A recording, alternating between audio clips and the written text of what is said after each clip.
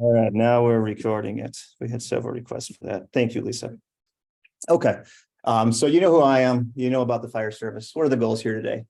We want to lay out some of the challenges facing the Wisconsin Fire Service, and we'll walk through those survey results that I had passed around. And if anyone hasn't gotten them, there's more. Feel free to grab them. We'll talk a little bit about the concept of fire districts, how it works in different states, and what some of the legislative changes would have to be for it to work here. And then we'll share a roadmap for reform, and then we'll turn it over to our panelists and let them talk. Okay, the survey was done in collaboration with the Fire Chiefs Association. We were approached by Mike Stanley, who was interested in this. So we worked with a few other folks to come up with a survey instrument to try to get at this issue of fire districts. We had a total of 192 folks who responded to it. So that represents a 25.5% response rate. We're able to look at the general demographics of the municipalities that were represented in our survey and compare that against the general overall population in Wisconsin. And I'd say that our career departments are a little overrepresented in our sample, but overall it was a pretty good match. So agency characteristics. Vast majority of folks who responded were fire chiefs and chief officers, which is good because these are the folks that have the answers to these questions. On average, our respondents are a little long in the tooth, had served in their current positions for almost 30 years, 27.97 years. I guess that's not shocking, given folks, these folks have risen to the heads of their agencies, but still a long time. The average age of firefighters in the sample is reported to be 38.31 years old. But one of the constant themes you'll see in the survey results is that there's really big differences between your career agencies, your volunteer agencies, and your hybrid agencies. And if you look at this fun little box over there, we see the major differences are between the career and the volunteer. And the career agencies tend to serve cities. The volunteer ones tend to serve towns or multiple jurisdictions. Does that track with your experience, hopefully? All right. Looking for confidence in these results. A few more agency characteristics. The overwhelming majority of fire agencies report their average round trip distance to calls for service is between 0 and 20 miles. Again, not shocking, but there are a few that are covering more than 21 miles on average for round trips. So there's a few of you out there that are really covering some territory, which I'm sure brings your own unique challenges. But once again, things you probably know. I did a few comparisons there from the career combination, paid on call and volunteer departments. Also nothing that's shocking. Your career agencies tend to have more incident calls, cover more area, employ more people. But that being said, your volunteers, your combination departments, they also are covering some serious ground and have pretty decent incident rates. Agency capacity. And don't worry, we'll talk about all this with the fire chief panel.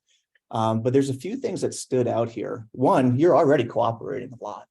So we can talk about districts as a structural reform, but just about every one of you has some type of multi-jurisdictional agreement. Almost 60% of respondents say that their departments have responded to at least one neighboring jurisdiction because that home jurisdiction was not able to respond. 12.5% say this has happened more than 21 times. So that's pretty significant. Now we have royalty in the room. Chief Stanley walked in. We just badmouthed you for 10 minutes, but now we're into the meat of this. So there's a lot of that collaboration happening. Almost everybody here says that they've sent a call to a neighboring jurisdiction as part of a mutual aid agreement. Again, fairly common. Over half of you report doing this more than 10 times over the last calendar year. So we know that this collaboration is already occurring. The one that surprised me and disturbed me the most was 10.33% say that they had at least one call last year that nobody came to. That's pretty shocking to me. Maybe I shouldn't have been shocked by that. But basically saying that, yeah, we made a mutual aid call. Nobody showed up. We weren't able to handle it. So there are calls out there that are being unanswered. There's one department, and if anyone wants to share if it was them, that reported this happened over 20 times over the last calendar year, that there was a call for service that just nobody responded to. So that's telling me that there's some serious capacity issues out there. Fire or rescue or both? Both. This was looking at fire and EMS. 38.8% say they don't have the financial resources to meet next year's projected needs. And, I always take that one with a little bit of grain of salt, because in public budgeting, if you ask people if they have enough funds, they tend to say no, not yes, because if you say yes, you're not going to get any more. But still pretty significant. And only 50% said they're confident they have enough resources to meet next year's needs, and the rest of them are still figuring it out. Now, these are Likert scale questions. So we're asking on a scale 1 to 5, do you agree with these statements? 1, strongly disagree, 5, strongly agree. So what we're really looking at is that magic number of 3. If you're below 3, you disagree. You're above 3, there's agreement. You all don't like the state. And I say this with a state representative in the room, so we got to be careful here. The state government of Wisconsin has provided sufficient funding for fire and EMS services. I mean, that's trending towards the strongly disagree. So most of our respondents say that we don't have the resources we need from the state. Folks are a little more neutral when it gets into the specifics, but still trending on the negative side. So we ask about, do you have adequate resources for facilities, maintenance, PPE equipment, training? And then that last one, our department is adequately staffed. People also on the negative side there. So certainly some cracks in the Fire Service Foundation, at least in the eyes of fire chiefs who responded to our survey, are showing. So I'm going to give credit to Lisa here. We had a whole bunch of open-ended questions where we asked, what are your biggest challenges that are facing your department? Have you had trouble with recruitment and retention, et cetera? So Lisa went through the 192 responses, and they're all listed at the back of the packet, so you can go through there. But really identified the top 3 things people were saying. And you'll note there are 3 different things, but they all come back to the resource question. So staffing and recruitment. Some folks were talking about the generational problems, and a lot of that was like, people don't want to work anymore. People were saying, during COVID, people got used to staying at home. We weren't able to recruit people. Some of it was the decline of volunteerism. Some people pointed to the fact that people have busier home lives, or two households or 2 working parents, so you can't really volunteer anymore. Some folks just spoke to the culture of volunteerism not being as strong as it was. And then some talked about the competition from the private sector and from other larger departments. So I think there's certainly a common theme running through these results, that our rural entities in particular are struggling to attract talent. Training requirements came up over and over again. Folks saying they were too onerous. In other words, we had too many training requirements, in particular training requirements that weren't relevant for the tasks that they actually did in their agency. People talked about the expenses that came with training, and I guess the lack of state support to fund some of those training initiatives. And then the general funding complaints were pretty high. People saying that we don't have the money to compete for top talent. We don't have the resources to meet all of our service demands. We certainly don't have the resources to meet our facilities. And that deferred maintenance question or topic came up over and over again, that our facilities and our equipment are starting to decay a little bit. So then we talked about solutions, started asking about opinions on fire districts. So this is also that Likert scale question. So think on a scale of 1 to 5, 1 being strongly disagree, 5 being strongly agree. And we see that there is generally some support for fire districts. So just the general question, I support the creation of shared fire and EMS districts in my immediate area. The career service entities were the career agencies were most likely to strongly agree with that.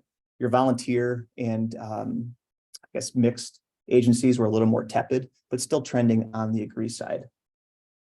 When you ask about whether or not residents in the community would support it, folks were pretty neutral. Maybe it just hasn't come up in community conversation, but folks generally weren't too sure. We asked about consolidation, whether it'll benefit communities. And this one kind of cracked me up, because there's a subpopulation here that thinks fire districts would benefit their community, but they're still against fire districts in their community. Not a huge, but I always look for little things like that. But generally, folks think that consolidating fire into fire districts would have community support. When you ask about a specific funding source, would you support a specific tax, tied to a fire district? Folks were neutral, almost all over 3, not sure. But when you ask about whether or not you're going to have to explore these things the next 5 years, folks tended to agree, saying that we really don't have a choice. So, you can tell me more than I can tell you about this, but it certainly seems to be something that is on people's minds, and something that agency leaders are considering. So let's talk about fire districts. Anybody want to give me a definition? It's like me in the classroom. It's boring if I'm just talking. People familiar with fire districts in other states? How about you, Chief Stanley? You know about fire districts in Colorado, where you came from? It's very commonplace, right? It allows for multiple different local units of government to come together to be a fire department, very similar to how water districts, school districts, things of that nature work, where it has a different elected body typically, and you have some equalized taxing value opportunities rather than being a partnership of multiple local units. Good explanation. I can have Chief Stanley come guest lecture for me.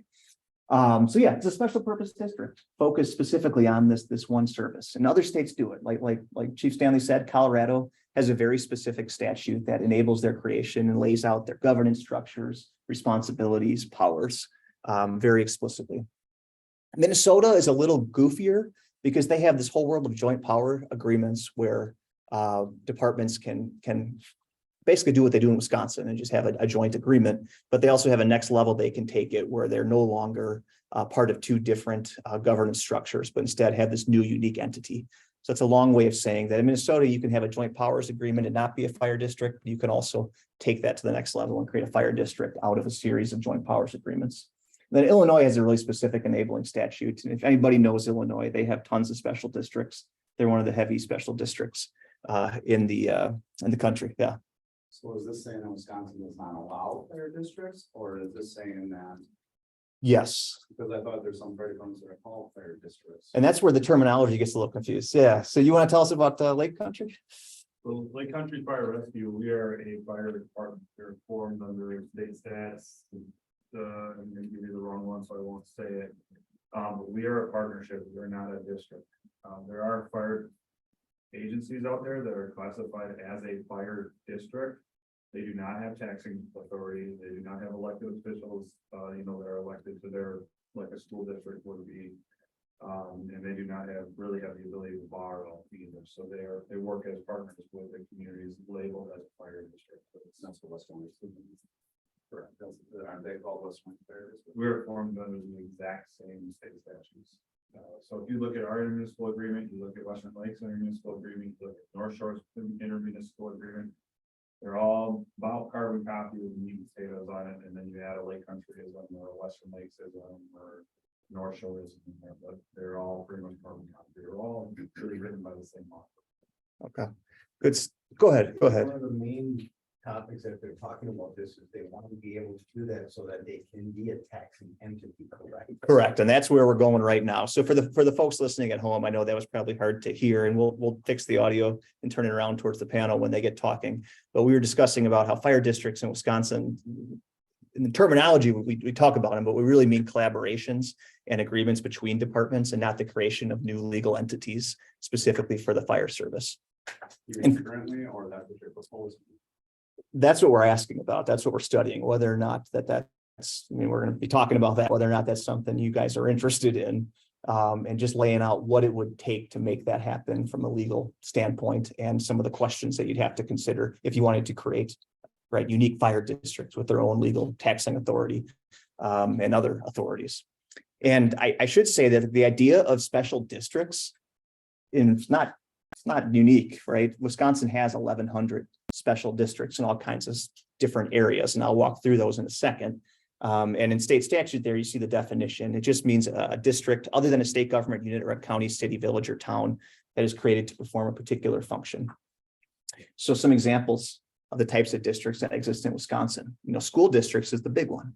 School districts are not general purpose governments. They exist to provide K-12 education. Our tech college boards and districts, all the way down to mosquito control districts, the entity that allowed for the Buck Stadium and Miller Park, or American Family Field now, right?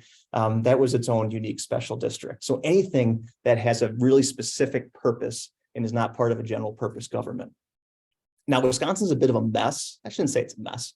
It's a little complex the way they lay out their statutes for special districts. There's not just one clean way to create a special district.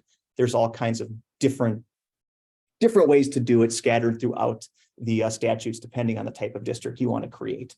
So sometimes, you could have, a group come together, create a mosquito control district, and there's specific enabling statutes for that.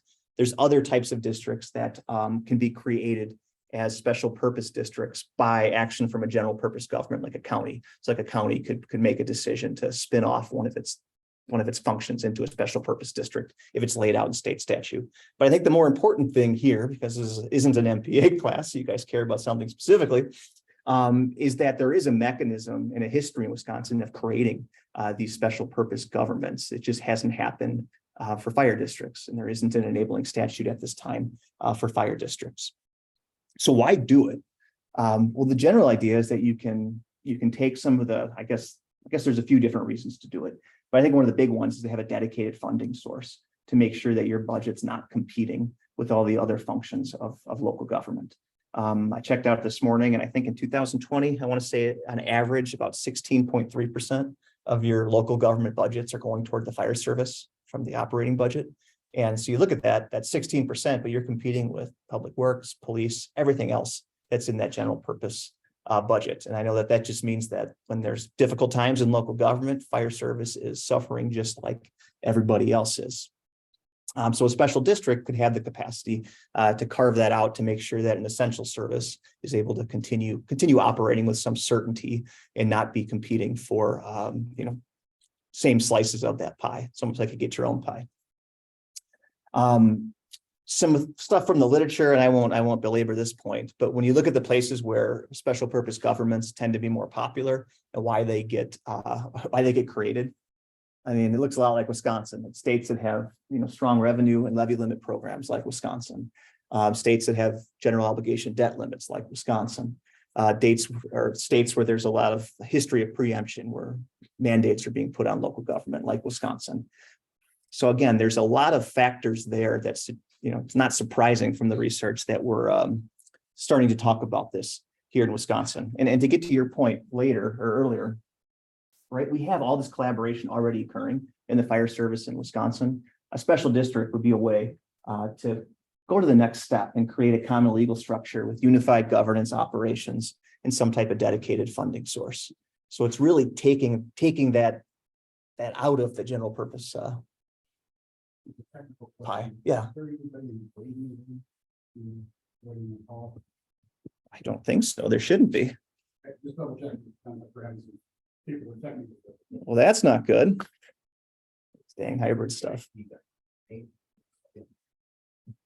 Chief, if they checked their email, I sent last night, and then again today, reminders with the specific link, and you shouldn't need to get into the webinar, any type of entry. Perfect. Thank you. Yeah, no, you're welcome. All right, we'll keep rolling here before we turn it over to the panel. So creating an enabling statute. So there'd have to be a statutory change. There'd have to be action at the state level that allowed for fire districts. So things that you'd have to consider. One, what is the process for voluntary formation? Just from the survey results, from talking to folks who have done this in other states, this is a hard sell on the local level. If it's something that's mandated, if you're told you have to be part of a special district, it tends to be more successful, more popular if there's a process for voluntary formation. In other words, that it's something that local fire departments want to be a part of. With that, enabling statute is going to have to deal with the trouble or the problem of legacy agencies. What I mean by that is if two fire departments decide that, hey, we're going to create a special district that's unique, all those existing contracts, all that existing relationship with their municipality, those are all details that have to be worked out of how that gets worked in to the new special purpose government. Size and scope of it. I mean, you go to a state like Colorado, there's some massive special districts, there's some small ones and everything in between. Bottom line is, though, you want to be deliberate about, what exactly you want these special districts to look like in terms of size and scope. And then one of the biggest sticking points is going to be the funding source. Is it, I've just from talking to people say, hey, could it be something tied to a sales tax? Could it be a municipal fee where municipalities are paying proportional to their population? Would it be a more of a service fee for residents replacing what was on the property tax? Are there going to be reductions in the property tax tied to the formation of a special district? Bottom line, there's a lot to work out, and there's a lot of different ways that states are are doing it, but that's really issues of the state legislature. But again, trying to get folks prepared about some of the specifics you'd have to go through. And then certainly governance structure and accountability. One of the biggest complaints about special districts is when you don't have direct electoral accountability. So I'm thinking of like tech college boards, like, hey, they're allowed to tax me, but I can't vote them out of their position. That tends not to go over so well in some quarters. So that's certainly something that needs to be thought about when coming up with statutory language for a fire district. Yeah, So as a district is established, yeah. who, you create your tax revenue or your tax in need, does the county collect that then? Or who collects that? And what if that district is over county lines? Yeah, I would think, looking at other special purpose districts, probably the county or the municipalities. I mean, I'm thinking of kind of how like education, how school districts do it, where it's the local municipality that's collecting it on behalf of the school district, but the school district can go across municipal lines. So yeah, there's not one way to do it, but if you're going to have it, yeah. Just to say, they take each parcel, its tax ID and put this tax ID is in this fire protection district. Or if you're doing no thing, it would come under that. If you were doing a straight fire fee where it's $250 per rooftop, it would be that. Okay. That already Yeah. exists in Wisconsin and it exists in Oshkosh because Yeah. we have some of our residences that are actually in the sanitary district in the town of Algoma. So there's a Okay. specific tax that they pay. So it's like the chief just described, it connects your parcel with what taxing entities are you under. So Okay. in that case, they're taxed by Okay. the city of Oshkosh and they're also taxed by the Algoma sanitary district. That's just one Okay. example. So it exists all over the place. Okay. For the folks at home, we're just talking about the logistics. If you did have a dedicated funding source for a district that has overlapping jurisdictions, some of the things you got to work through. Other issues, and this is more the culture stuff. And I won't claim to be an expert on this. I leaned heavily on Renee in some of these discussions about, what are the things that might be the barriers within departments about going down this road. And, there's strong cultural identities tied to local fire departments. Like in North Fond du Lac, guys are nodding their heads, right? I get it. So how do you go about preserving that culture and honoring that past, even though you're turning into a new entity, right? How do you blend cultures that can be pretty different in different existing departments and not destroy those identities? Oh, somebody's recording something here. The future role of volunteers. I mean, that's probably a bigger discussion than fire districts, but if you went down the road of fire districts, where do volunteers fit into this? And again, I don't have a good answer for that, but I know it's something that needs to be considered, especially with the struggles we're having recruiting and keeping volunteers in general. I'm sure there's other districts too, but again, we'll have the panel discuss that. But I think that the big takeaways, at least from the survey results and what will be coming out of the research paper we put out, is that fire districts are an option that have been used in other states. They're not a panacea. In other words, right? They're not going to solve every issue that plagues the fire service or any other type of municipal governance issue. But it could be a way to build a more stable structure, a strong foundation that enables, better return on investment, better performance of our fire agencies, more sustainability. There's all kinds of things that become a lot harder when you don't have a strong foundation. It's important to note that agency buy-in is not a given.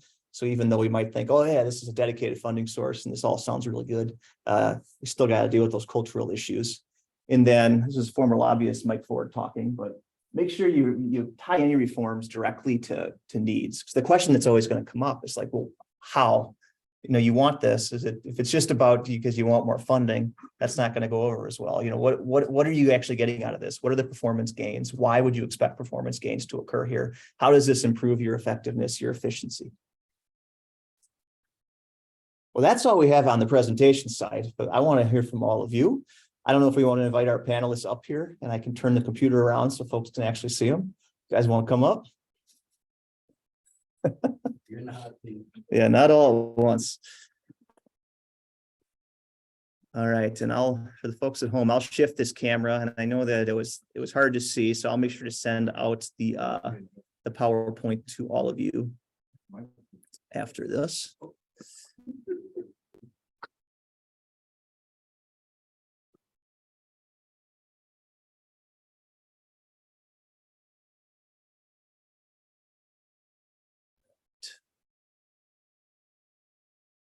Where is my video? While you're working on that. Yeah, please. I did look up, so Lake Country Fire and like you brought up Western Lakes, North Shore. Those are all formed under state stat 66.0301. Which is a basically interagency cooperation statute. And if you'd like to see how we are formed, you could go to our website, lakecountryfire.com/transparency.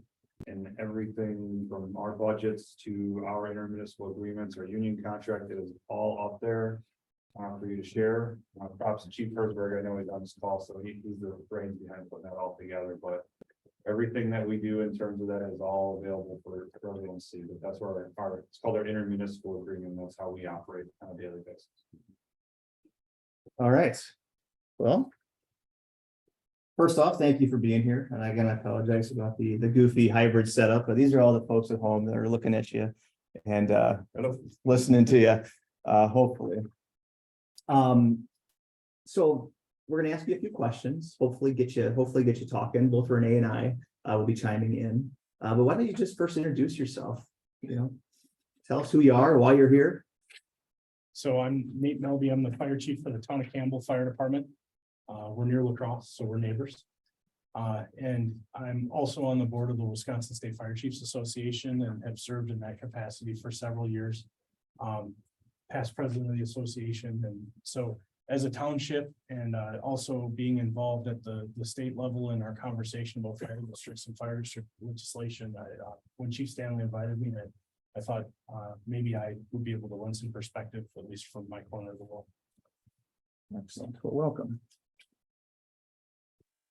Thank you all for being here. My name is Mike Stanley. I'm the fire chief here for the city of Oshkosh, but also this year I'm the president of the Wisconsin State Fire Chiefs Association.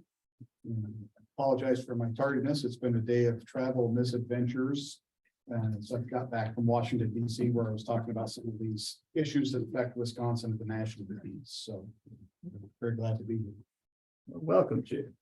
Yep, my name is Matt Fennig. I'm the fire chief of Lake Country Fire Rescue. As we kind of talked about before, Lake Country Fire services 7 communities, the city and town of Delafield, the town of Genesee, and then the villages of Wales, Shaniqua, Commonwealth Lake, and Neshoba. So Lake Country Fire Rescue has been formed. There's been 3 iterations of it. The first one occurred in 2000, next one occurred in 2010, and then the last one occurred in 2021. And the foundation for those consolidations is really staffing.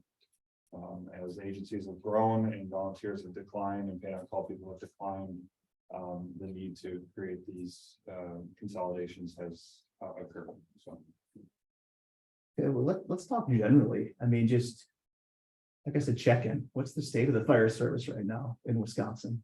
I'll ask you specifically about challenges and things moving forward, but just I'd love to hear your take on where we're at, especially in reaction to some of those survey results. Sure. Yeah, I'd be glad to answer that. It's a great question. And, really, we are at a critical mass stage. To my colleagues up here, many of my colleagues in the room will attest to, and what we see yielded from the results of that survey of lots of concerns. I think primarily the 3 biggest concerns I talk about, the local, state, and national level is the 3 F's. That we're struggling with fleet. As fire apparatus is getting older, we need to keep up with emerging standards that keep our people safer, but also have some environmental protections built into it, things of that nature. That right now, if you want to order a fire apparatus, you can look at a 36 to 48 month delivery time. And for a aerial apparatus, and one that's got the big ladder on top of it, you're looking at an expense of $2.25 million. It's going to be the entry level price can go up from there. How does a local unit of government that's sustaining themselves with pancake breakfasts and chili cook-offs and fundraising efforts to raise a few $1,000s a year, how do they absorb that cost? You know, hand in glove with that is the second F of facilities. Facilities that, in the better case scenarios were built, you know, between 1950 and 1970. You know, many of our fire stations throughout the states are built in the early 1900s. You know, that's won't house the fire trucks of today. They've gotten bigger. How do I park it in the garage? It doesn't fit anymore. It does not have the environmental controls that we would want to protect our firefighters from the threat of cancer. It's not equipped with exhaust hoses that will get that diesel exhaust from the fire truck out of that station. Not built and engineered to have transition zones to make sure that those carcinogens are not getting into the living quarters, or even that I'm not bringing them in, coming back as a firefighter from a fire all dirty, and I have to traipse through the kitchen and the living room and the bedrooms to get to the shower to clean up. And so again, daunting task of looking at multi-million-dollar renovations or constructions of new stations. And the last thing you saw is a very prominent theme in the survey. Facing all of us, just like in any industry, is the battle for talent. We're struggling to find firefighters.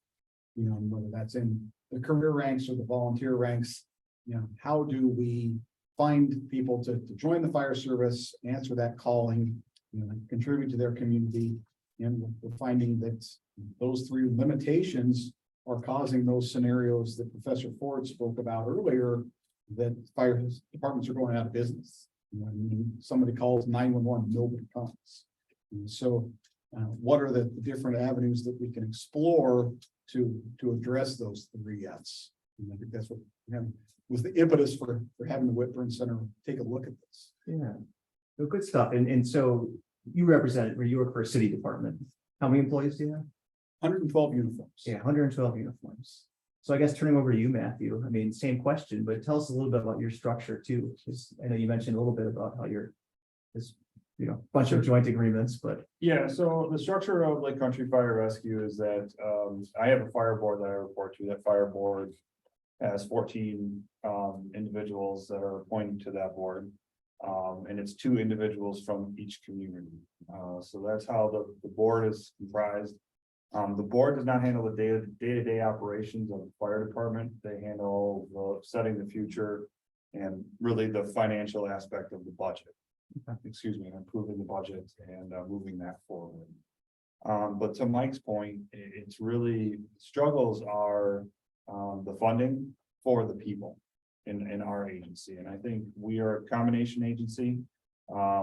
Up until the beginning of last year, we had 28 full-time uniform sworn staff with 3 support staff with that. This year we added 7, and we have a staffing plan in place to hire another 7 next year, and then 6 the year after, followed by 3. And that's really expensive. So it's caused a lot of stress in our communities, a lot of discussion, a lot of back and forth, a lot of data mining and really proving the need.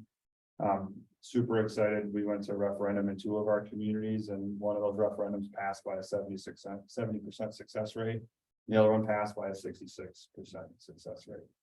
So I think that speaks to the volume that our citizens support public safety, and moving it forward. So in your area, I mean, not to be political or anything, but that's a pretty fiscally conservative region you're serving too. probably arguably the most fiscally conservative community in the state. Say that, passed it with a 66% pass rate. So that's a huge win. Amazing. Yeah, sorry.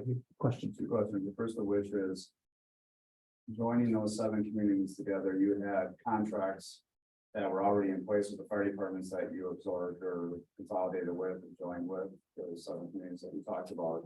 They had contracts with municipalities that they supplied. How was the transition to the new funding method?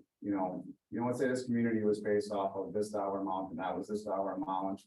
How did you even that out so the playing field was even between those municipalities? Because we provide for 3 different municipalities, and the way that the number was generated for each of those is completely different and different for the other fire departments to provide for them as well. Sure, and I think that's probably the most difficult thing that we faced, and we're still facing it to this day. One community thinks they're paying too much, the other one thinks that they're not paying enough, and, you know, so it keeps kind of going, I'm sorry, nobody thinks that they're not paying enough.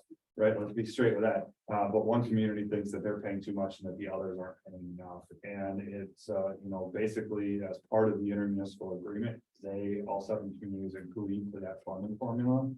And that's been our basis point moving forward. What was the levy limits and not being able to increase their levy? How did they deal with that? You know, It basically came in and every community saved, it was nominal, you know, some communities save $40,000 a year, some communities save 50. There was one community, their entire budget to the fire department was $150,000 and they saved like $5,000 their first year. So it was a nominal savings. But you're correct, I mean, the levy limits are the biggest hindrance on the agencies right now. You know? and then the second question is that 2 municipalities have passed the referendums for that. You guys only see conflict with the other 5 that did not have to go to referendum or. So, yeah, and the other 5 communities are choosing to fund it in different mechanisms, right? So, some of the communities may look at doing the fire fee approach, which is allowed by, I forget the state statute.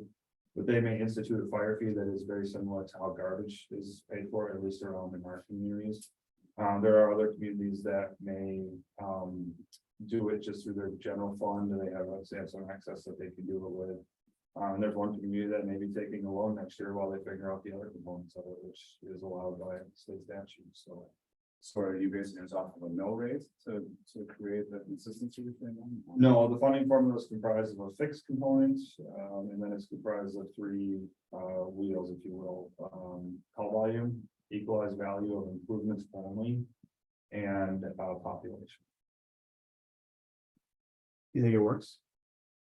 I think it works. You could probably ask one of my communities and they don't think it works right now. Okay. But no, it has worked in the past. It's very similar to what North Shore does, and it's very similar to what Western Lights does. You know, the problem is that when you get communities, you know, like right now, one community pays 41% of the budget, but they're a 49% user. So when you have people looking at those types of statistics, they're like, well, why are you not paying 49? And it's really honestly, we revert them back to the intermunicipal agreement, which is what they all agreed to when we launched it.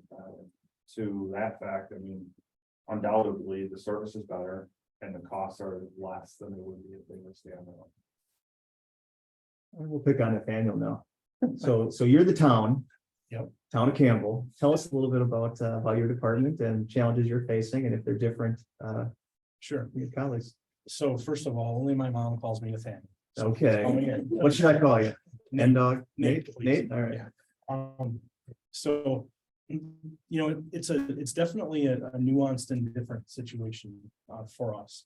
So the town of Campbell is on French Island, which is west of La Crosse, bordered by the Mississippi and Black Rivers. We have a population of about 4,400. And anybody that's been around the state of Wisconsin for any time has heard of the politics that exist for us in Campbell.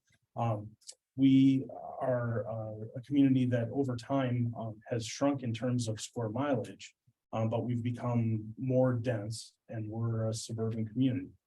And so our fire department has right now about 32 personnel. We've been as high as 40. You know, depending on the year, the time, you know, I think we see variations in that, just like many fire departments do. Recruitment and retention is certainly a topic that's alive, you know, for all of us as volunteers, and I don't think that we're isolated from that at all. But by and large, I think, you know, as an agency, we're responding to our calls. We're holding in there fine. We actually had a structure fire while I was on my way down here today. So now, the thing that I think is interesting about this discussion for us is, you know, right now, as a municipal fire department that's funded by our township has control of it. And when our community talks about things like incorporating as a village someday, they like having that control and that capability. And there's a lot of pride. You know, we're part of a neighboring school district. We don't have our own school district. We don't have a mascot. So there's a lot of pride in the community and the services that we provide for ourselves. So, the things that you mentioned on one of your first, your introduction slides about identity, that really matters to us. Some of the other things that I would say is, when you're talking about funding, levy limits, they're real for us too. We went through a referendum to fund an engine replacement to replace a 30-year-old piece of equipment. But our community was 98% in favor of that referendum. And so, I've heard many times people say things like what Chief Stanley said about, you shouldn't have to have pancake breakfasts or hot dog sales or things to get basic equipment. I agree with that. But I also feel a little bit differently about the viability of the volunteer fire service. The majority of our fire service in Wisconsin is volunteer, and as a state, Wisconsin has a large percentage of volunteers compared to other states in the nation. Our rural nature as a state means that we will have more volunteers in our fire service. And, I've seen the volunteer fire service continue to adapt over time to the challenges that we face. And so, will I realize that times are changing and, people are changing and, I hear about generational differences and I get all that, the way people communicate, I get it, I totally understand. But I also, in many ways, I'm optimistic that we'll find new ways to adapt.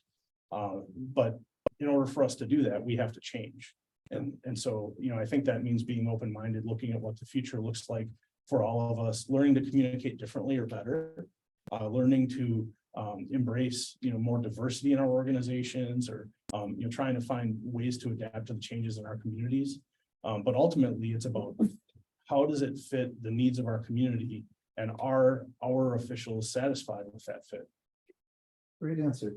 So you mentioned recruitment and retention, and you're volunteer. Yeah, all volunteer. Lately, how do you find the volunteers? Is it getting harder? So, I've seen it change over time. So I've been in the fire service for 26 years. And when I began, it was very much a word of mouth, right? My friend's dad was the fire chief, and he gave me a phone call and said, "Hey, would you be interested in joining the fire department?" I thought it sounded like a good thing to do. And so that was my story. I've watched how social media plays a larger role now, back to that communicating differently. I've also watched how, just the general perception of the fire service has changed. We had a huge interest in people joining the fire department after September 11, 2001. It was like, we had more people than we knew what to do with for a period of time. And so I think sometimes, when you have those big incidents in your community, or you have, big public events, festivals, where you're visible as an agency, I think you have an opportunity for recruitment. And I think sometimes you'll see, people come that way. I also think, there are time constraints and strains on people that there haven't been before.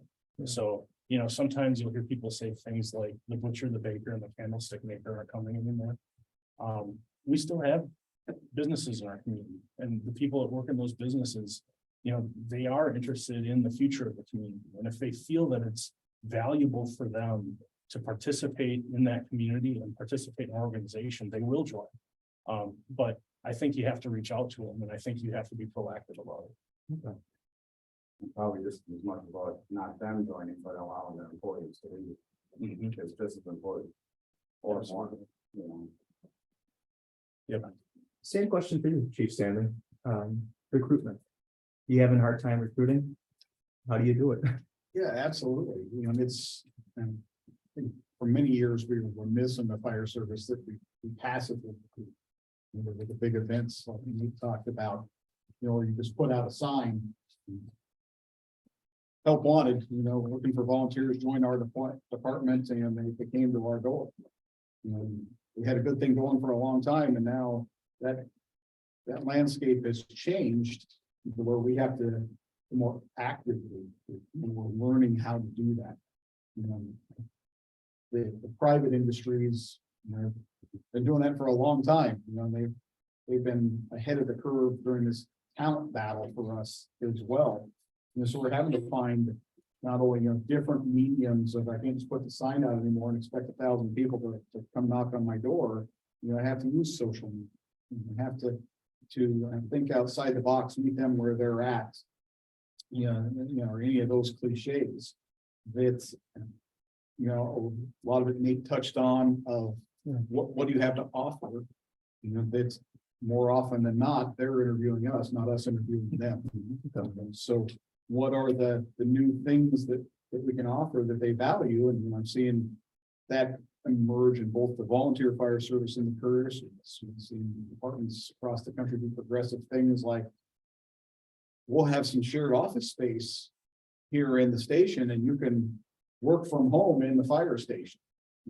Utilize this space so when the tone goes off, you're right there. You can just run downstairs and jump on a truck and go on a call. So, you know, yeah, that's more appealing to me maybe than having a pool table and a ping pong table, you know, that was appealing decades ago. You know, so how do we find ways to actively recruit? You know, I think that where I spend most of my time is trying to develop a talent pipeline.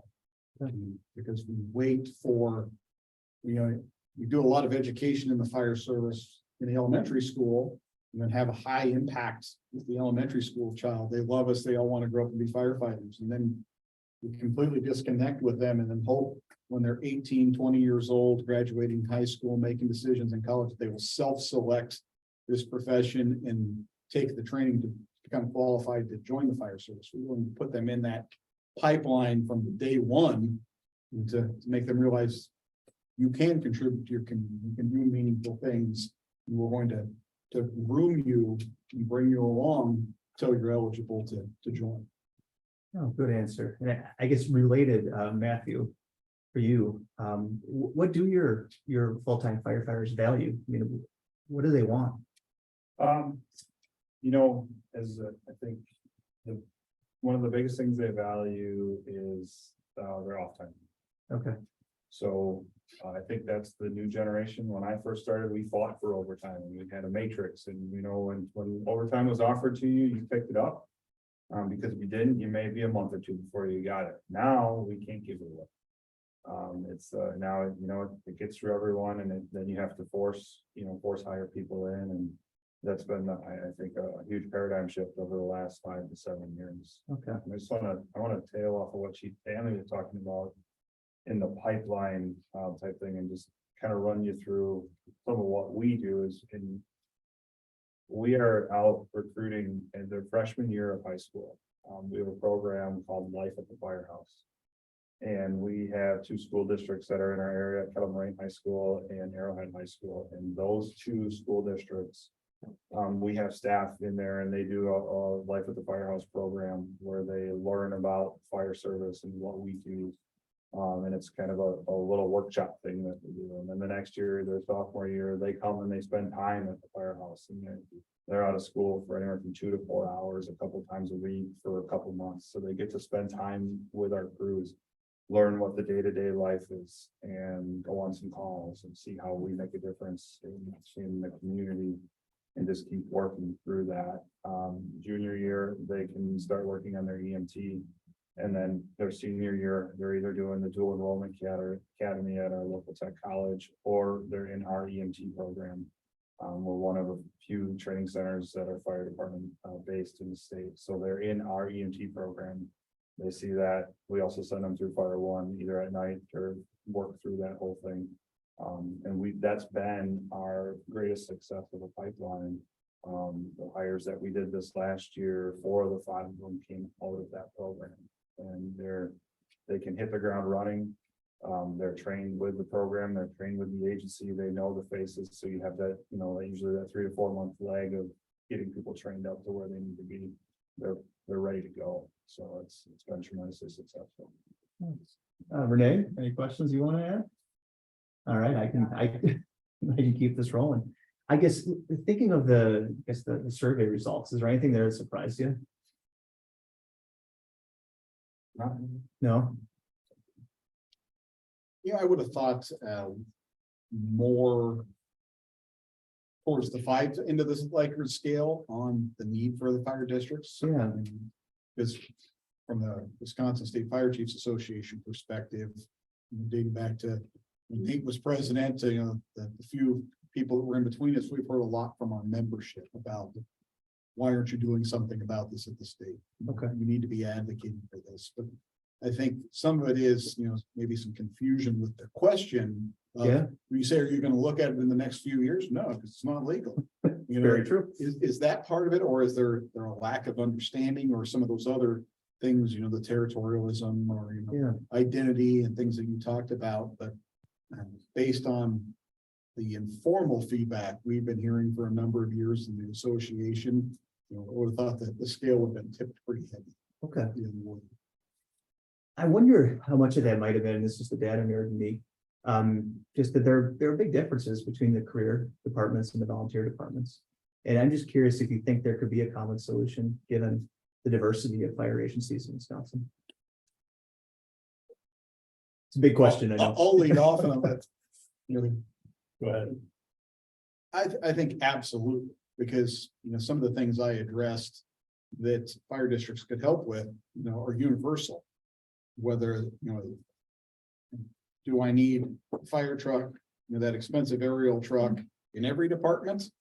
Or can we split it between a few different departments? Increase our efficiency and reduce cost potential. Same with stations. Well, all three of us need to build a new station.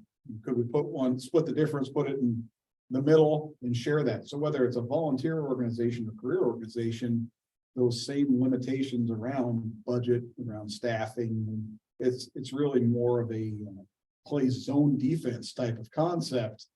So whether it's career or volunteer, I don't think fire district uniquely fits one or the other. It's, how do we sustain, and either maintain efficiencies or improve efficiencies. Okay. Yeah, I agree with you, Chief Stanley. The thing that I would add is, obviously the financial pressures are universal, but it's a matter of scale, right? So larger departments feel it on a larger, or, their numbers are larger, but the pressure is equal just relative to your size. The thing that I would add that was a surprise to me was the numerous mentions of training requirements that were in the survey. When I think about the district issue, and maybe it's just because I've been in this conversation for a long time, I think about the district conversation about trying to have a predictable and manageable funding mechanism to get the equipment we need to do our job safely. Have the right gear, the right stuff, make it so that it's not so much pressure when we're trying to purchase the larger things we need to do our job safely. So the training conversation is really it's a bit of a different conversation. But I think just because of the relevance of this particular topic, maybe that crept into your survey a little bit. Okay, interesting. Matthew? In terms of if I think districts are a viable solution, absolutely. I 100% think that they are. I think that it would break down some of the barriers to consolidation that exist today for your exact reason about how do you fund it, right? How, what does community A pay versus community B, and is that fair versus is it not? And if you were to do a fire district, you would have a budget, and if that budget is $1 million and your assessed value or equalized value for that community is X, you run that through, and then that's the mill rate, and then every household pays X per $1,000 of assessed value, just like they do for school districts, just like they do for sewer districts and everything of the like. In our community or in our 7 communities, I have a fire station, actually all of my fire stations. But the best one example is I have a fire station in the downtown of one of my cities. And that fire station responds to the township. And when it responds in the city, it responds with the same 4 people to the same, to that incident. And those people pay, I'm going to use around $2 a call, right? And then when it responds into a township, those people pay $1. And then you start to run into things like, well, how is that fair? Why is that person paying that versus I am paying double? And it's a fair question. I think if any one of us went to a gas station and wanted to then pay double, we would all question. But the answer to the question of why it exists is because of levy limits, because the community can't get involved in a consolidated fire department and generally go in and pay more because they're strapped by the state. So regardless if they're doing it and it is more efficient, we can identify that. It is definitely cost effective. It provides the service faster. There's just with the state levy limits that are in place right now, that is one of the biggest barriers. Is if a community was going to pay an extra $50,000 in a year, small communities, that'll strap them in. So I absolutely think it is. How difficult is it managing those agreements? And I'm putting my university bureaucracy hat on, that every time we've had a partnership with a different university, it tends to end in chaos and disaster because it's just logistically impossible. It is an extreme challenge. Okay. I can't sugarcoat that. I wish you could have all been at a meeting I was at on Monday. You know, it's an extreme challenge, and it's, you know, at the end of the day, the service that we provide to our citizens is far superior than it would be if we were all on our own. We had, if you go back to the beginning of the consolidations, there were 13 pumper trucks in those 7 communities. We're down to 5. And those pumper trucks are over $1 million a piece. So, I mean, I can even do that now. You're giving me flashbacks last year. Anybody from Marinette County? No, Coleman and Pound.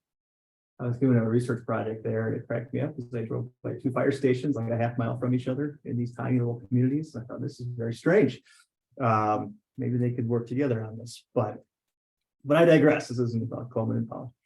But let's talk about the fiscal situation. Maybe I should have started with that, establish the problem a little bit, because right, a lot of those complaints that people ask, you know, when we asked them the challenges, it came down to finances. So I guess is it as dire as people are saying? Are they exaggerating? Do you feel you have what you need to maintain your level of service? Are you going to have to reduce level of service? Well, there's a lot in there. Yeah. I haven't gone first yet. I guess to put it a little bit of context, to hire a full-time firefighter in our agency, it's $127,000. That's with benefits. That's with their pay, health insurance, life insurance, Wisconsin retirement system, $124,000. For our 7 communities to team together and do that, they cannot do that under the current state level. They can't. So when you're in an instance where you have people that you need to, you know, we needed to hire 7 individuals last year to keep a fire station open. It's a lot of money, and I can't sugarcoat that enough. You know, I'm very respectful and thankful to those that help make it successful. But that's how the financials, how hard the financial stress is. Okay. That answered it. Yeah, no, it certainly helps. What about you, Chief Stanley? But doesn't that come from more of the restriction of the levy limits and the restrictions of that the municipalities are held at? I mean, that's a true part of this problem. You know, absolutely. The shared revenue service, the levy limits, the debt restrictions that they have, they're tied, you know, and that's how to fix. You know, it's gotta be sustainable, reliable income source for the fire departments. Yeah. I'll touch on that one. Yeah, go ahead. You're absolutely correct. That one of the biggest challenges we have, to answer your question, you hit the nail right on the head, is the sustainable funding mechanisms for public safety. That's how do we combat those staffing needs, the fleet needs, the facility needs, the emerging needs of the community when we're hitting some of those things around shared revenue and expenditure restraint and levy limits. And if you're following along, there a lot of work is happening around that. Chiefs Association and many of our other associations have spent a lot of time working with our both House and Senate in this state to try to fix that. So fortunately, it's passed the Assembly that will change that shared revenue mechanism. But one of the things that's is hopefully going to be supported by the Senate and signed by the governor here in the coming weeks that will help us to identify and rectify some of that sustainable funding. One of the things I think is interesting is tied to that or inclusive of that bill is some monies around innovation, where they're encouraging fire departments and more specifically local communities to work together to innovate, to raise efficiency while finding cost savings and some of those things. Well, in my simple little mind, really what you're describing is the opportunity for fire districts So, all right, we're fire service innovative by nature. We're used to solving problems. Now you've given us some capacity for funding. Let us take it to that next formalized step. And by no means, it's kind of a disclaimer for all of us up here. We're not saying that we should just have a handful of great big fire districts that service the regions of the state. It's not necessarily right for everybody. And so we're not saying you all need to run right home and create fire districts. Well, still a lot of thought will go into that process. But right now, somebody else is saying what's not right for us. We don't have that option. Whether, today, tomorrow, or 100 years in the future, will departments innovate and come together to be a fire district remains to be seen. But right now, we're still, that's not an option, a possibility with what we're describing.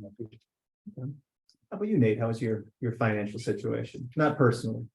None of my business. So just a couple of thoughts on, and I'll also explain that. But this notion that Chief Stanley mentions about how this conversation about districts is not intended to just say everybody should be in a fire district. What it does is it creates another tool in the toolbox. And so in certain areas where we've seen these types of pressures, and I think your department chief is one of them where maybe it helps give you another way to look at it, or another tool that would help. Wisconsin's approach to bringing departments or municipalities together under fire departments in this joint fire department legal model has been there for a very long time. And those are the departments that have called themselves districts. Yeah. Really what we're talking about is a different way of doing this so that funding channel exists. One interesting thing, we talk about the volunteer model versus the career model. In the career model, and these are rough numbers, but 80 to 85% of your budget is staffing.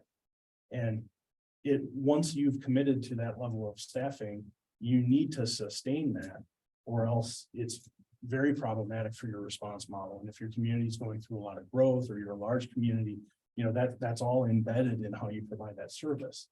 And in the volunteer model, that, depending on the department, is very small or non-existent. And so, I think when you're looking at the two models, that's an important difference, because in one model, you're talking about finding money to maintain that staffing. In the other model, there's more frequent conversations about maintaining the equipment and being able to afford that equipment. And, I mentioned we had a referendum in recent years to replace an aged piece of equipment. In our town government model, the township form of government is really the closest to the electors and the closest to the people. And so the referendum was a way for our town board to say, how does everybody feel about it? And they got their answer in overwhelming fashion. That also exists every year when we go through our budget process. So I feel that our fire department, we're adequately funded for the size we are and the size of the community that we are, and I'm grateful for what we get. And when we need to make big purchases, our town's approach has been, well, we will talk about that as a community and we will try to put our best foot forward. And so when that annual budget cycle comes, all of our electors vote on the budget every single year. And so it's a very much a relevant in the room conversation where we all participate.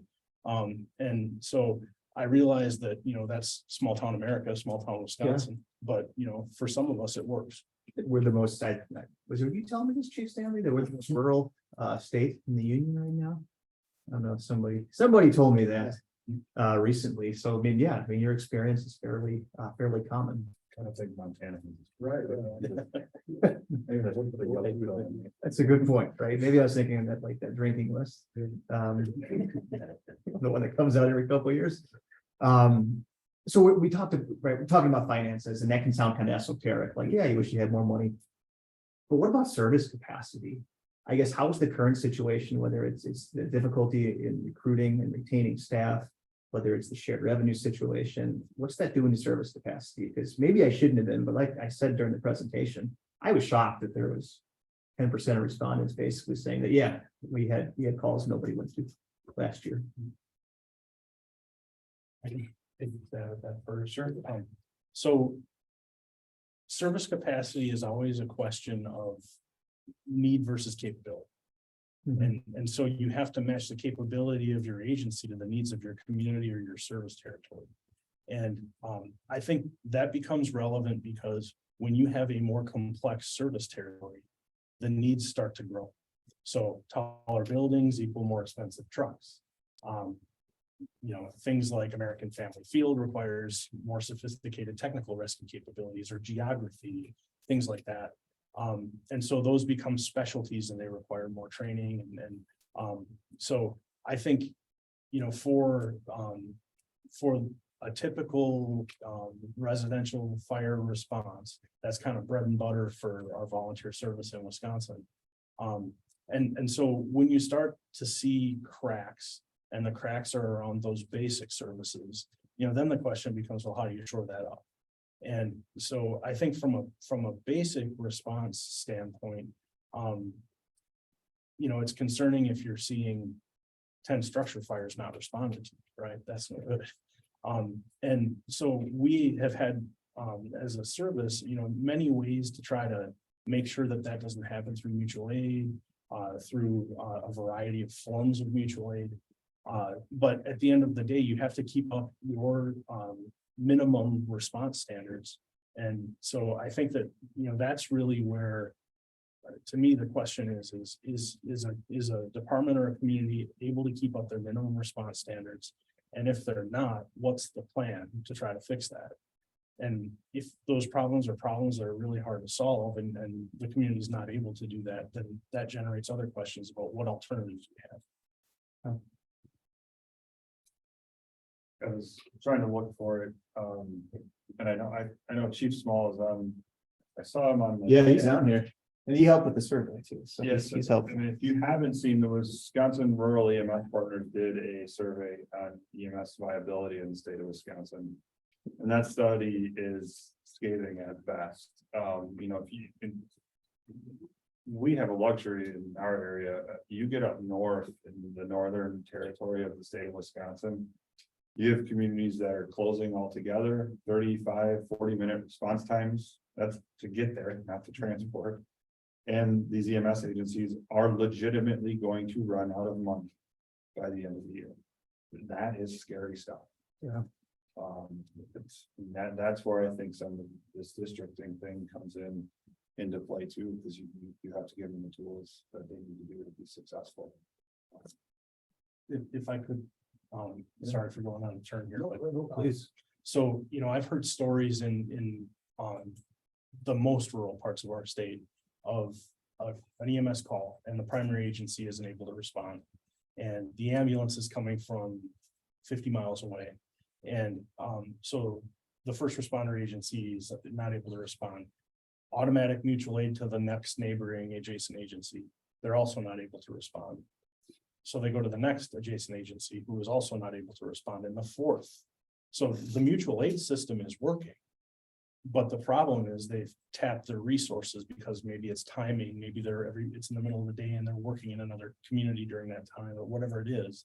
And so, those are the scenarios where you look at that and you think, well, what are these main factors we're trying to solve and how did it get to this point?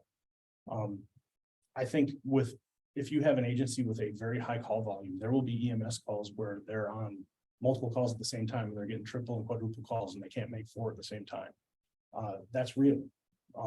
That's a volume and how do you manage your resources sort of a deal.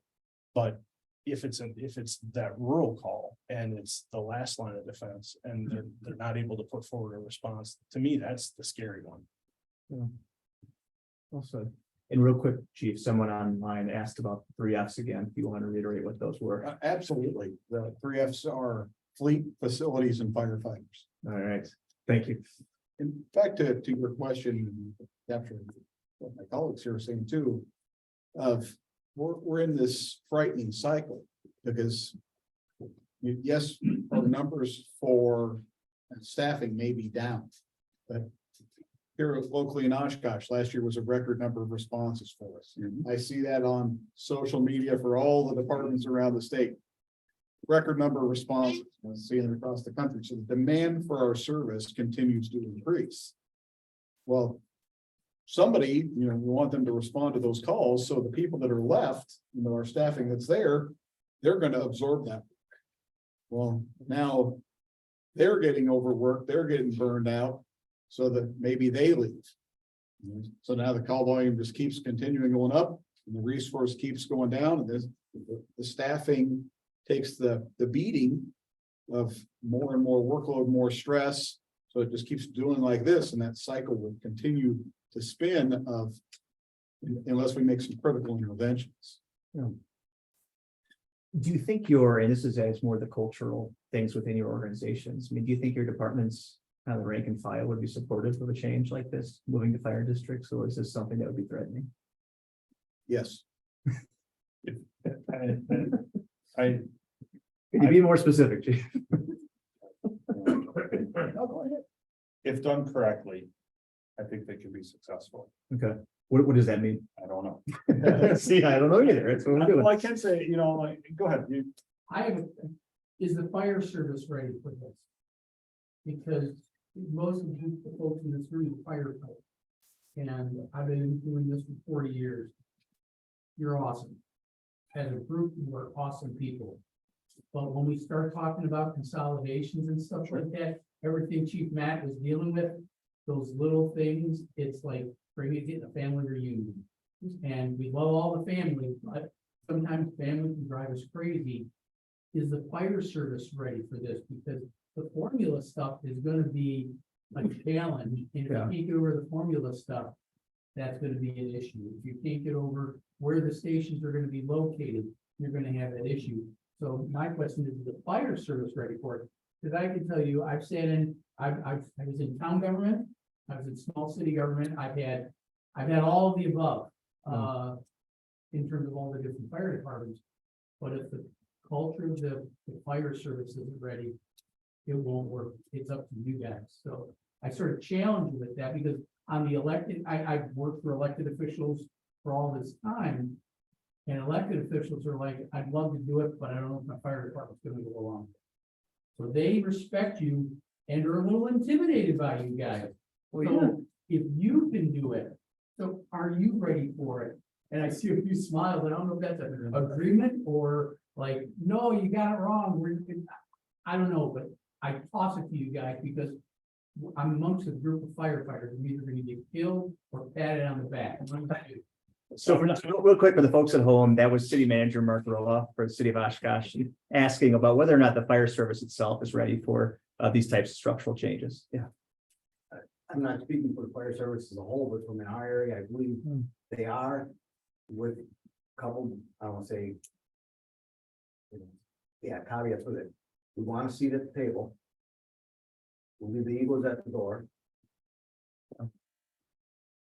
A lot of our younger generation firefighters, especially in our area, have come in with automatic aid agreements already in place, so they know no other model. Okay. I'm in the fire service long enough that when we started, this was a territory line, you stay in it, period, don't ask any questions.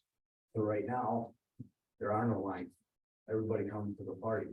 So we're here and like Chief Stanley said, we're innovators, we're problem solvers. We understand, we see a problem.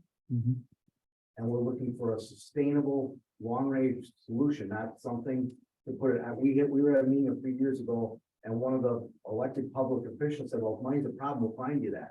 If that was the easiest solve, but we wouldn't be sitting here today discussing, that's not the solution. And the other thing is there's gonna not be a cookie cutter, one size fits all. What works in one area may not work in the other, so we need some flexibility. And and then in the people on the other hand, we have to help educate them, and the fire service can do that very good because of like what Mark said.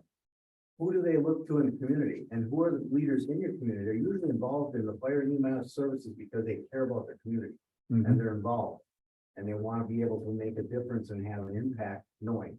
So when you have that argument about, okay, how come I'm funding 49% and I'm only paying, or I'm funding 49, but I only use 41%. Well, are they going to be just as happy as if the year goes over and you used it 64% and now here's a bill for 22? I mean, it works both ways. We understand that, but you have to look at, am I getting the level of service I need or better? Someone coming when I need it? I don't care to a certain point whose name's on the door, as long as a professional, courteous, and get the job done and minimize my impact personally as a follower of that service. Well, sir. If I can, I think where you were headed, and want to counter my boss's question. That's when he asks, are we ready? And I think where you were headed. Is, how's this going to be taken by the firefighters? Yeah, yeah. You know, and this is no different than any other business. That's, if there's going to be a merger, a takeover, a consolidation, you know, how does it affect me? Yeah. You know, whose name is going to be on my paycheck? Whose name is going to be on the door? Well, they have yellow, you have white, and I've got red fire truck. What color are we gonna paint the fire trucks? We're gonna change all the uniforms? You know, what will we be called? You know, I don't want to be called the Campbell Fire Department. You know, that, so are we gonna be the greater, you know, Western Wisconsin Fire Rescue, all things, you know, all those type of questions, those are scary. Yeah. You know, if, are we gonna, if it's career, volunteer, combination departments that are merging up, do we go away? You know, do I still get to volunteer? Do I still, whose collective bargaining agreement do we use? I mean, there's a lot of questions that have to be answered on our side of the fence. You know, so to City Manager Roloff's question about, are we ready? I think we are, you know, because really what it's incumbent upon is leadership. And we represent over 800 fire chiefs in this state. And we have phenomenal leadership. We have amazing fire service leaders in Wisconsin. And do I think we can answer that charge of, are we ready? Can we help that transition? Can we communicate? Can we make our employees, our members, you know, our hardworking, dedicated, caring firefighters, you know, can we explain the why to them? It's not going to be easy, but I think, yeah, we can. And I think to your point, having a seat at the table is very important. And at some point in time, you may not have a seat at the table and someone can inform you that this is going to That's occur. when people don't like it. Well, and I think what you're seeing and what Chief Stanley said as well is, you know, you have people coming to these types of things and responding to these types of surveys because we understand what we're looking for, what we need. We want to be part of the solution. Yeah. Don't solve my problem and tell me this is gonna fix it. Because that's gonna turn you off right at the door. Yep. Go ahead, Renee. I think it's important, you know, to like Wisconsin's idea of like the democratic participation. This is a choice. This would be the opportunity to engage in this process. By no means is this like, I think it's important, like this would be forced. Everybody has to be creating their fire district now. It's if you like Chief Melby had said, if you're functioning effectively, your governing board and your residents are satisfied with the service, great. The state of Colorado still has city municipal fire departments, just like Minnesota, and it's a tool. And I think like sometimes presenting this research, they can come across as this is what it's gonna be in the state of Wisconsin, so figure out who you're gonna work best with, and good luck to you. Yeah. I think like it's just really encouraging to remember that this is just an option. It's just like allowing us to be more active in our governance. And I think that's like a really encouraging thing for the future. And like the people in my generation, they want to participate and they want to have creative solutions. And this could be potentially for some of those town and Pullman community in Marin County or whatever. Their creative solutions. Yeah, so for the folks at home, that was Renee Christensen, a firefighter, City of La Crosse, and Whitburn employee, MPA student. Renee wears all kinds of hats. Just talking about the importance of advertising the fact that any move towards a fire district model would be voluntary, meaning no one would be forced into it. And you can empower rank and file firefighters. It's a big part of the process. No matter what, you're not gonna be able to do without people. That's the thing. And, you know, everyone has a, you know, I think if you find a way to try to keep our identity is there to do that, and, you know, to have people not lose rank is, you know, those are some of the key factors. Well, and the other thing is, I think also as firefighters, they want to be able to probably participate on the level they're at right now. They maybe don't want to be an employee. Yeah. But they don't want to be chastised for it or detrimental, but they may benefit from an option that they wouldn't have otherwise. Yeah. You know, and that's where that private sector, public sector, and we talked before with a couple people made comments about, going to your local employers, because and we understand that as leaders, that sometimes it's impossible to leave work. Mhm. But then, from the employer standpoint and being a former employee myself, how can that guy go on a fire call, but you won't let me go to my kid's soccer game? Those are things we handle Yeah. every day. I get that. And I get that from the employer's perspective, but then they have to look at it, okay, do you have 4 employees, do you have 400? Your 4 employee problem is my 400 employee problem. Like Nate said before, your $10,000 budget problem is your $100,000 budget problem. It's the same stress, it's just where's the decimal, or where's the number, and those types of things. So keeping those things and another option available that we could offer volunteer firefighter, what do you tell people? Oh yeah, you get to go into burning buildings, you go to stressful situations, you see crashes on the highway, all that kind of stuff. But unless you live it or see it and feel it, it's the best job in the world. And whether you get a paycheck or not is a lot of times irrelevant. But it's, and same thing with the education. I teach in a textbook too. People say, well, what's the difference between a career training in the fire and the volunteer? There ain't. Ask a career firefighter. A lot of them went through an cadet program or the same training before they got hired. There's not a different standard. Fire knows no difference. Okay. That's very true. Yeah, over here. You stand just so your boss doesn't feel left out. I'm kind of a hybrid, I guess. I served 28 years on a volunteer department in the village of 500 people. We covered half of one township, which was no rate. And the other half of the other township, we covered a third of with 2 other departments. And that was set up with a third of our operating expenses. So we've done different types of finance. I was chief there for 7 years, and they followed that was 17 years on the Plymouth Fire Department, which was paid on call. So we dealt with budgets and that. It was 21 departments in Sheboygan County. One we lost because no one wanted to step up as chief. Another one we lost because of manpower. And right now, the county chiefs came to the Towns Association, and we are doing a study. The city of Sheboygan, town of Sheboygan, city of Sheboygan Falls, and the village of Kohler are working at combining into fire district. And the study the county is doing is also going to include the rest of the county. All the same problems that you guys had with going together, stuff is there. And then I couldn't say no, and I ended up becoming our village president.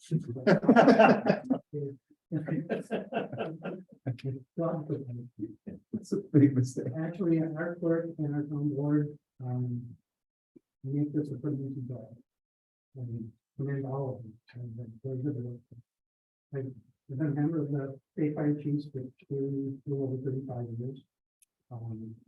Worked with setting up and getting started with a task force with the sheriff's department for arson investigation. Now I'm working with trying to get this study going. It was actually presented by our emergency management director, the Fire Chiefs Association, the county, and the county administrator. Even our county works well together. But different types of funding I've encountered and we work with, and I hope the study goes well. I'm not sure after the state chiefs, are we going to have a presentation like this also? You tell me, chief. Yeah. I think it's a great idea. I mean, this is facing everybody. You're going to find everybody. Know that Chief Whitaker and I are presenting on consolidation, but we're doing it on Thursday. I had a conflict, I couldn't do it on Saturday, so. Since you mentioned you're a village president and we have a state representative in here, a city manager and a humble common council member. Do your elected officials get it? Get the challenges you're facing? I mean, do you see them being open to a solution like this? Like fire districts? It's a loaded Well, since question. it's my council member. You can be diplomatic. But in all I'll seriousness, defer to these. so I serve the Oshkosh Common Council, and that is, I mean, it's come budget time. It really, as a council member, it scares me a little bit. When we get that budget, it's like, we're already up against the levy where we were last year. And you have the fire chief that essentially has to come and beg for us for stuff that is absolutely necessary. I mean, that's a horrible situation to be in. That's challenging. Yeah, it really is for all fire chiefs, because, we don't, I'll speak for all the fire chiefs in the state, and we don't come and ask for the nice to have things. We Yeah. really need to have an ice cream machine on the fire truck, and if we get lonely, so it'd be better to have 8 people instead of 4, and, we're bringing forward that this is what we gotta have. Yeah. So, the fire truck won't start, we gotta have a fire truck, or, we don't have enough bodies to respond to the calls, like Chief Melby was talking about, because we're having 4 calls at a time. Whatever that might be, and then our elected officials are then having to look at, as they try to balance that budget. Well, I know you need 8 people, we can give you 2. That's all we can afford, and that's all we can squeeze in under the sun. Well, 2 doesn't solve the problem. Well, would you like none? Well, no, I better take 2. That's, and I think all of us are combating that, and as you say, we come with our hat in our hand, singing for our supper, but that's the same issue that Public Works has in the library and, the transportation department, and, that we're all saying, all right, there's only so much pie. If my wedge gets a little bigger, yours gets a little smaller, we've got to have more pie. Have some ability to do that, or some ability to work creatively.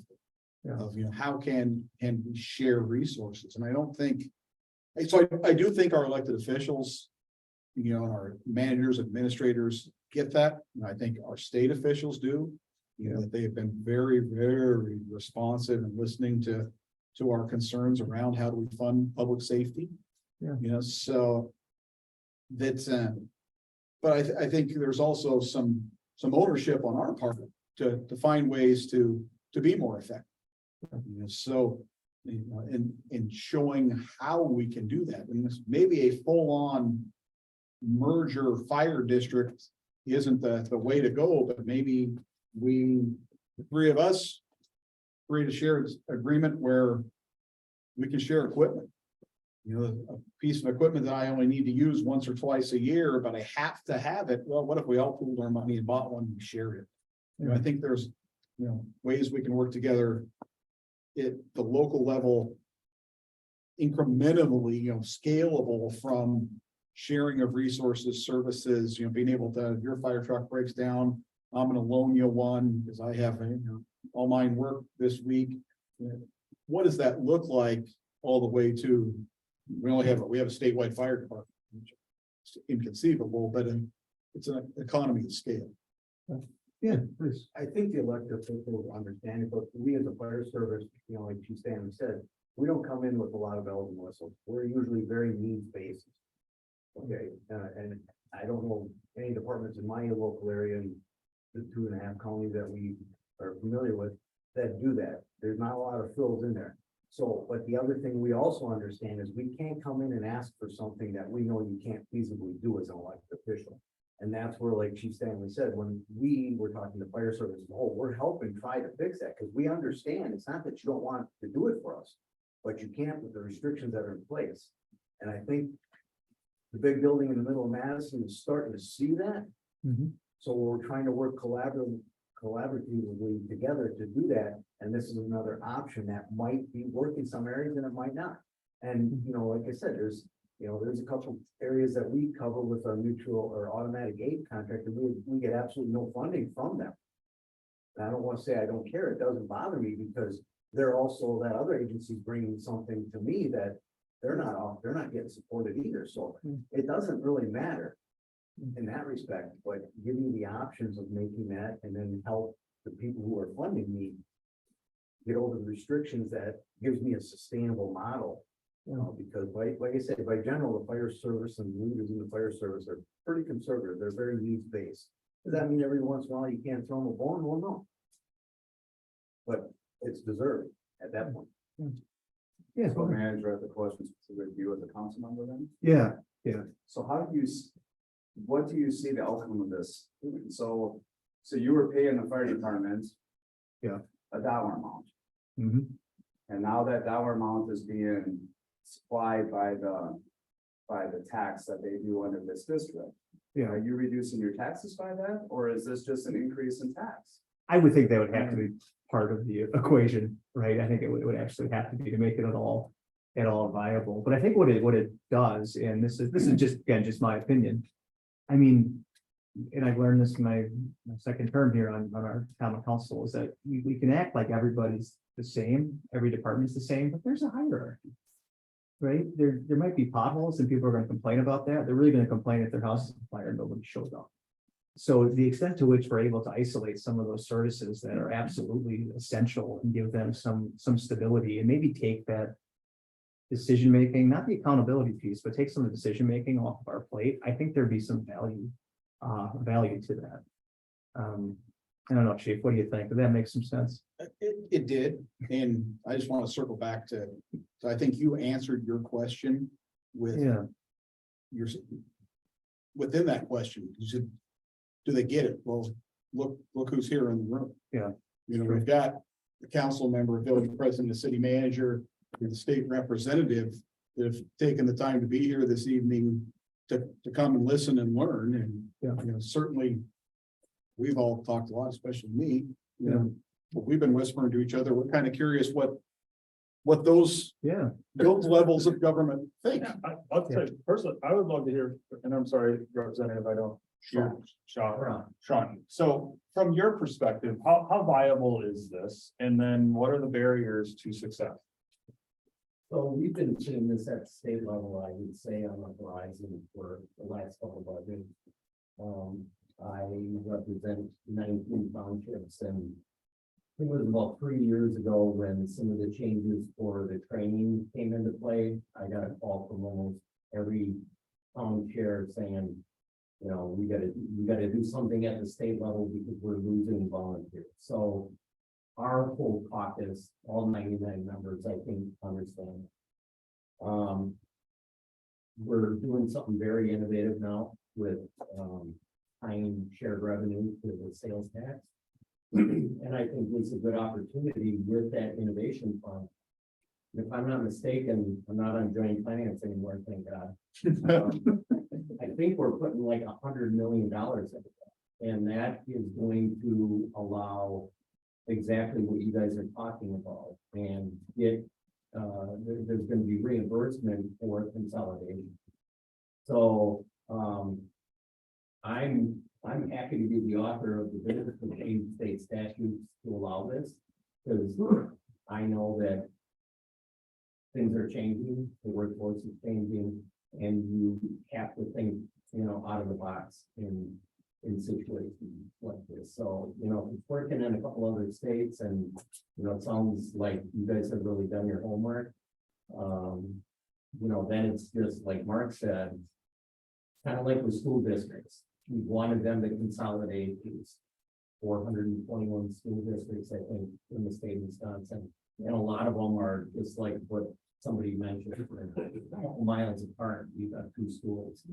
Nobody wants to consolidate because that's their identity. So if you guys can work on that and share with the public, you know, your concerns, and then it's our jobs as elected representatives to put it in our e-updates and, you know, put out press statements stating that, you know, this is where we're looking at going. And then you have a hearing, you get public input, and you pass a bill allowing it to happen. You know, once that talk starts to roll and you know, become more commonplace, I could see this happening. You know, Mark just said, you know, how quickly could you do something like this? And I'd say the work that you've done, and all of you, and the research you've done, we could probably get a bill out and passed in 6 months. You know, budget is taking up all the air in the room right now. But over, you know, probably this fall, we could have some hearings, get the bill passed. I can't imagine anybody that, I mean, there's gonna be certain legislators that they're opposed to everything. And they're gonna have a friend that's on a fire department that hates it, and, you know, but I think this is the right trend. And I think it's workable. And the other thing this whole thing did for me tonight is I've been thinking for the last like 8 to 10 years to join my volunteer fire department, either in the town of Amro or town of Utica. So I'm probably gonna. You'll have an inquire. application when you get home. I love it. I love it. Thank you. So I appreciate it. I gotta get going, guys, but, Thank you. you know, if you have any quick questions, I'm happy to answer. I'd just like to give you, give you a sincere thank you Mhm. for that offer. I'm thinking I should have one of these guys pinch me, that it's like a dream come true, so that, we will be in touch absolutely with you to discuss strategy for that, and, I will connect you with, the chiefs from Utica and Amro, because they'll probably both be very thrilled to have you, so you might get double. No, I'm committed. Go ahead, sir. I'm so sorry for my ignorance on it, but we appreciate everything that's said here as the fire service side of it, but all of us are taxpayers beside that. Yeah. Right? And that pie that is going to the individual townships or villages or municipalities, right? For roads and the DPW and all the other things. Yeah. Has been taxed. All the fat is cut out of it. You know. So I understand, this may help on the fire side of it for during the district, but what's the next step? What's the long-term sustainable solution for that? Because otherwise, the next thing is gonna be, we're gonna have a garbage collection district. Now we're gonna have, schools district or whatever else, Parks and Recs district. And all we're doing by doing that is just adding, honestly.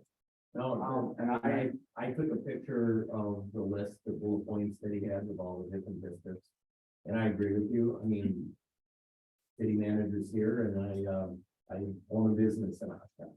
And, I didn't used to pay for garbage. I paid, $300 a month to have my garbage picked up. My taxes didn't go down because there were other things, I suppose. Not happy with, the water, Water. the water rate and, but the stormwater, I mean, I have a lot of, so I see that happening. Yeah. But I think people, and that's gonna be one of the big things to be able to get this to happen. There are gonna have to be some guarantees, and this step in what we're doing with, shared revenue is like, it hasn't been talked about or done in, I don't know, since the 70s when the formula was. More than 30 years. Yeah, so just the fact that we're going to actually do this now, and take those steps, with tying it to sales tax, that's a big deal. That was 1 cent out of every coin, like 5 cents, what was it, 1 cent out of every 20% coin? out of 1 cent, out of the. Yeah. 1 penny. 1 penny out of 20% the, out of the 1 cent. We pay 5 right now, 1 would be for us.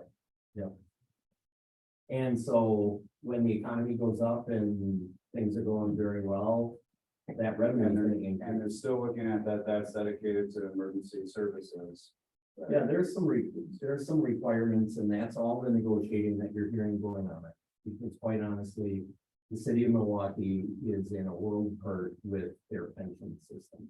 And they're gonna have to go to referendum. And that's being negotiated, but they're looking at raising their sales tax in the city of Milwaukee by 2 cents. So going from 5.5% to 7.5% sales tax for the next 30 years. That's what the people are gonna have to decide in the city of Milwaukee. That's how far underwater they are with their pension.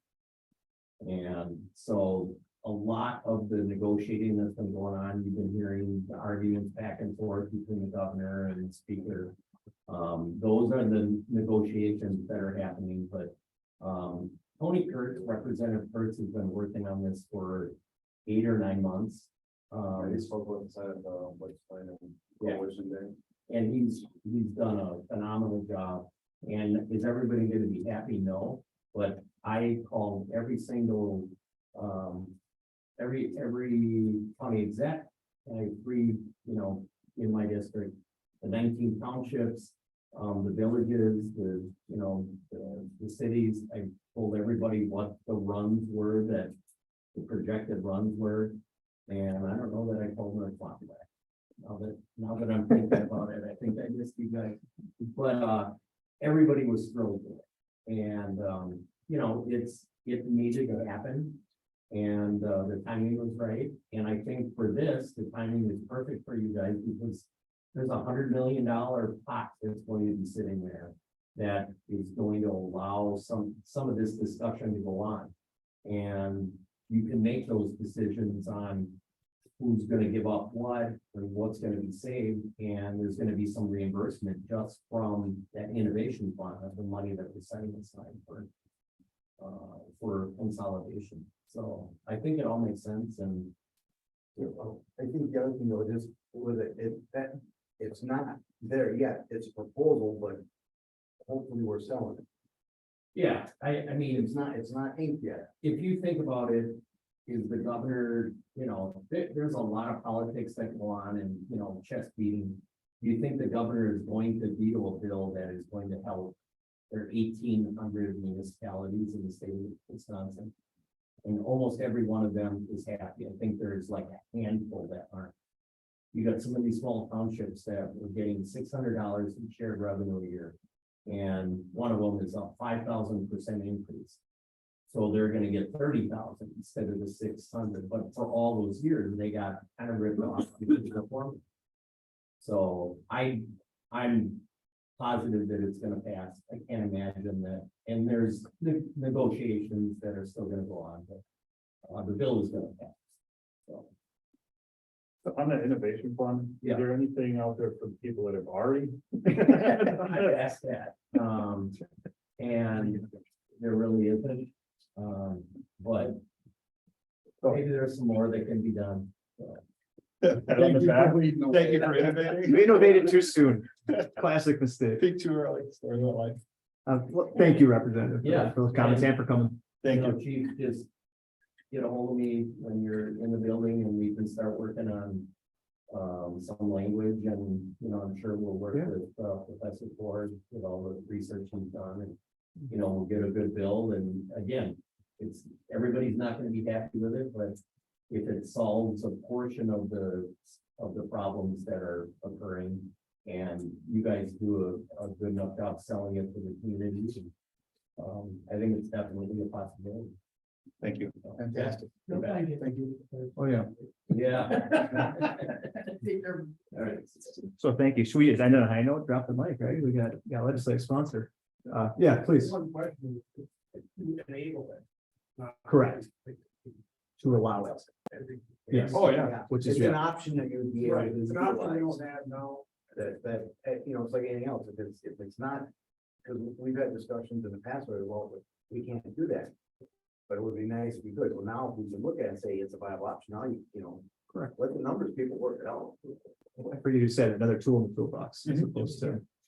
Now, we're almost up against it, but someone did ask online specifically about the culture problem.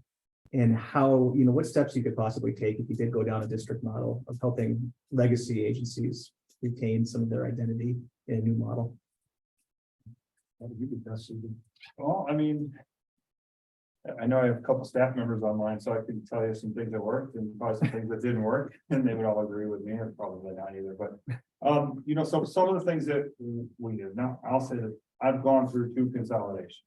In 2010, I was City of Delafield firefighter, and I became part of Lake Country Fire Rescue. So that was the first consolidation we did, and then that last one we did was in 2021. So I'll say, one of the decisions that was made in 2010 is that on the first business day of the year, we had the signs and lines guy in our building taking a heat gun to everything that said City of Delafield, ripping it off the truck and putting Lake Country Fire Rescue on everything. In talking to the staff and in talking to the troops, that was a mistake. Because we're very proud of the badge that's on our shirts and the badge that's on our shoulders, you know, the patch that's on our shoulders and what those folks say. So having an opportunity to do it differently in 2021, we kept, you know, we took very little heat guns to anything. Some would say that our trucks right now have a little bit of an identity crisis because they will say it says Wales, Genesee on it, and in the bottom there's a Lake Country Fire Rescue, our logo. And they to Mr. and Mrs. Smith, they don't care what it says on the side of that truck. They don't care if it's pink, they don't care if it's red. We care about those things. So, that was kind of one thing that we did that was a little bit different, than 2010. We also did station shirts and station, kind of each station has its own logo, so they were able to come up with that. And really, we tried our best to keep that piece of the culture as to not rock that as much as we could. There's enough change that goes on with response plans and FOPs and SOGs and really trying to meld those in, which is still a work in progress, honestly, in our organization. It probably will be for another 5 years. But trying to do things like that, and then really trying to have groups that have representation from all 3 agencies and ranks within those agencies or all the agencies that are coming to play to make the larger decisions on, what hose load are we going to go? We're on our 3rd iteration of a hose load right now. We've been in this for 2.5 years. I know Wackel's on the phone and he's laughing right now. So, what are you gonna do there in having a group that we have a fire operations group, that fire ops group needs a couple times, they're getting together kind of monthly right now because they're working through a couple of the changes such as the hose load. We have an EMS group that talked about, what bags are we gonna run? My old chief would be rolling over right now because I think we had 4 sets of bags in his 5-year tenure. So, things like that, and everyone that kind of can look and laugh at those types of things, but really having those groups work together to come up with a common goal, to get that off and really do it. So, that's the one thing. The other thing I want to say about the funding aspects of it and just kind of put it back into a little bit of perspective. If you look at our 7 communities right now, all 7 of our communities had to go to referendum to pass the staffing plan, or if they chose to go to referendum, we would have to go to the plate and bat 7%, which is the statistical probability of that is almost 0. So, looking at this fire district example, because I'm sure that we wouldn't have carte blanche, we shouldn't have that. We would still have to go to referendums if we're going to exceed things. You got to go 1-to-1. So you have the whole district participate in the referendum, and it's I think it's an easier one than trying to get 7%. So. Any last 30-second thoughts? I think, just to kind of put a cap on everything. Yeah. I think that the notion of fire districts in Wisconsin puts another positive tool in our toolbox. I think the research that was here, I want to commend you for the study. This was excellent work. Because it shines a light on some of the conversations that we've been having at the State Fire Chiefs Association for several years. And, I think those agencies out there that have bumped up against this, they're the ones that would benefit the most. I think going forward, it becomes a question of, we've heard all the things, right? Do the elected officials understand, and is the fire service ready? There's this demand in the fire service in those areas. And it sounds like, we have some elected officials that do understand. I think really, this is an example of that. How do you change for the future to try to adapt? This is our state trying to adapt. And I think it's a great way for us to do it if we can make it happen. Well said. And I gotta say thanks to the chief and Renee and Lisa who all worked on this stuff. Oh, I don't have anything to add, other than cannot thank the Whitburn Center enough for what you've done to help the Yeah, for Wisconsin sure. Fire Service. Greatly appreciate all the people that are on the call, everybody that's here and that's sharing ideas and experiences and open to the exchange of thoughts. Can't say enough of how much I appreciate that. So on behalf of the Wisconsin Fire Chiefs Association and the Wisconsin Fire Service, thank you to everyone, and thank you to my colleagues that made long drives to be here tonight. Yes, take as much fruit home as you want to. It's not moving. Okay, go ahead. I have a question. Yeah. Probably Campbell is probably the only one that would apply for it. Do you think the length of service award program has helped with recruitment and retention? I do. I think the length of service award program gives us another thing that can be an incentive. It's, it's not perfect, but no plan is perfect. So what I hear across the state, so not just in the town of Campbell, but in my travels with the State Chiefs Association, I have heard that referenced many times from volunteer departments saying it's been a great thing for them. And maybe that can be a vehicle to the future to do some other things too, maybe enhance the program or something, but as it stands, it's done good things. I think that's something, I know when they did some changes, length of service is what it was, now it's SAP, Service Award Program. But they did do some changes that, again, anytime you do changes, they're not always popular. I think some of it's kind of, in my opinion, went a little bit backwards because the whole purpose of it was to incentivize the length that you're doing. And I think if you can build other things into that, that will help with our retention. Because what I think a lot of what they're seeing is people coming in the service, we're not necessarily getting them 17, 18, and 19-year-old kids. They might come in at 25 or 30, but they're maybe a little more settled down, a little more mature, they're a little more thinkers and educated. So make sure we keep them around. They start a little late, but they got a lot to offer. They got a lot to offer. Well said. I think that's as good of a point as any to attend it. Thank you to everyone who attended here in person. Thank you, everybody online. Appreciate the patience with some of the clumsiness of the hybrid approach. We did record this, so I'll make sure that everybody gets a link to this, whether you registered online or in person, and the survey. So anything you may have missed that got lost in translation in the hybrid format, I'll make sure you have access to it, including the slides. And Whitburn Wednesdays, we have this event every Wednesday during the academic year. So this is the last one for this year, but stay tuned for next year. We'll have a bunch of Wednesday events, one a month. And if you have an idea for something that we need to be looking at, just let us know. So thank you guys for coming. Thank you.